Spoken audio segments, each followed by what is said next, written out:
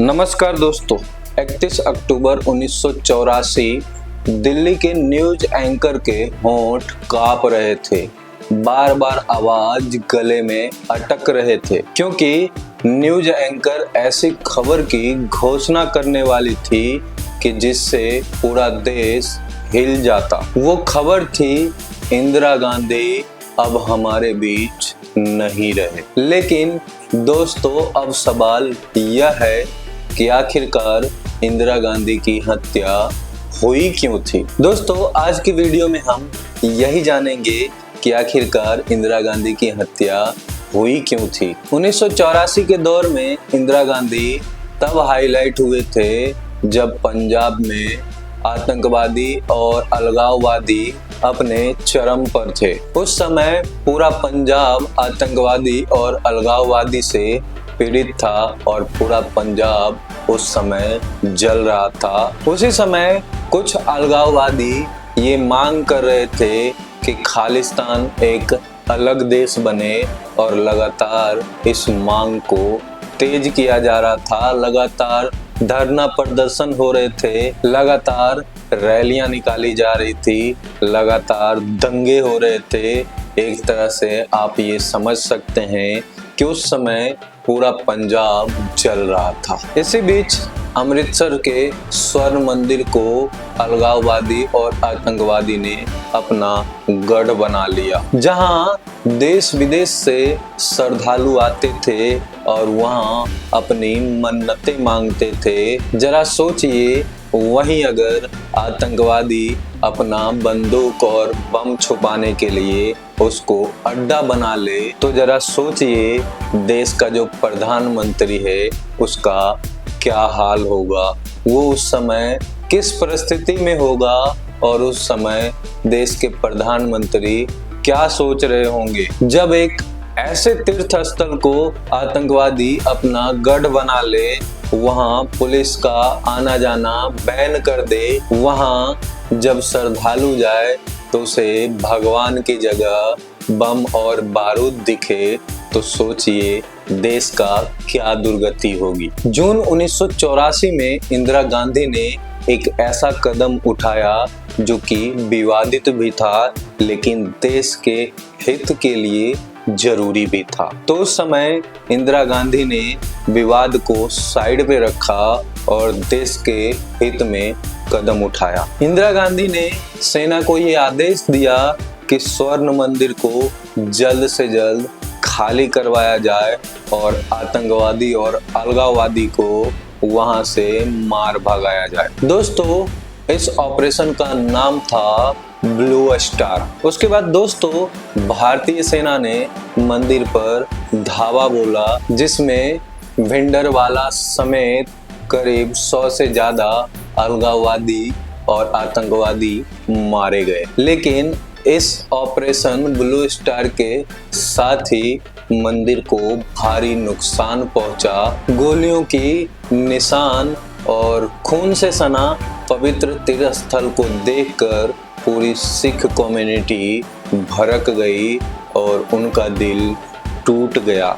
लेकिन दोस्तों, यहाँ पे एक गौर करने वाली बात यह है कि उस समय इंदिरा गांधी का ये फैसला पूरी तरह से सही था। भले ही सिख कम्युनिटी को इससे ठेस पहुंची थी, लेकिन सिख कम्युनिटी को भी ये सोचना चाहिए था कि जिस मंदिर में वो पूजा करने जाते हैं वहां आतंकवादी अपना डेरा जमाए रखे हैं। उस समय उनकी आस्था आहत नहीं हो रही थी।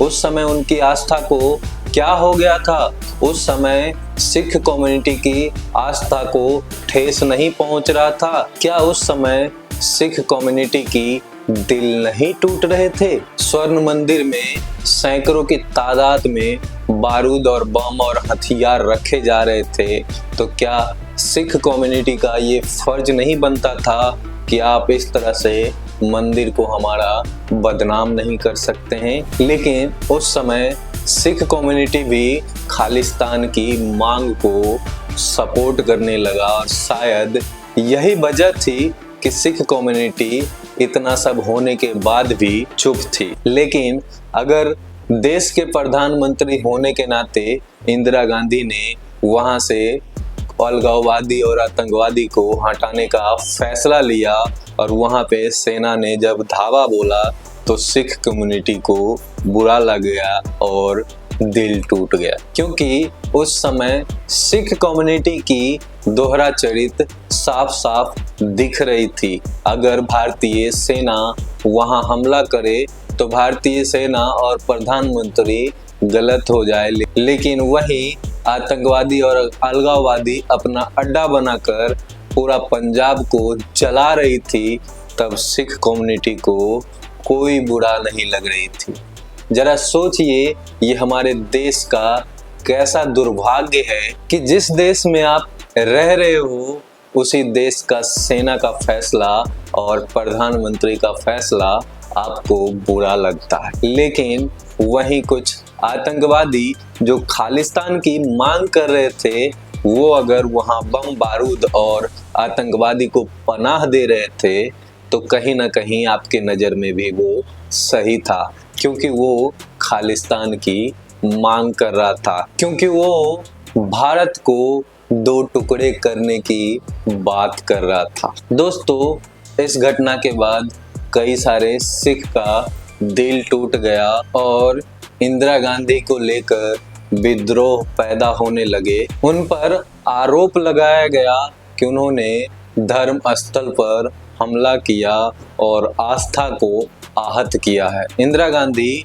बहुत अच्छे से जानती थी कि ये उन्होंने बहुत बड़ा रिस्क लिया है, इससे उनकी जिंदगी को खतरा हो सकता है, लेकिन ये फैसला लेने के लिए इंदिरा गांधी मजबूर थे, क्योंकि देश का एकता के लिए ये फैसला जरूरी था। और फिर आया 31 अक्टूबर 1984 की वो सुबह 9:20 पर इंदिरा गांधी अपने घर से अपने ऑफिस की तरफ जा रही थी। तभी उनके अपने ही सुरक्षा कर्मी सतवंत सिंह और बेअंत सिंह ने गोलियों की बौछार कर दिया। सोचिए, जो सुरक्षा कर्मी को प्रधानमंत्री की सुरक्षा दी गई थी, वही सुरक्षा कर्मी एक आतंकवादी को सपोर्ट करने के लिए वही रक्षक से भक्षक बन जाता है और वही सुरक्षा कर्मी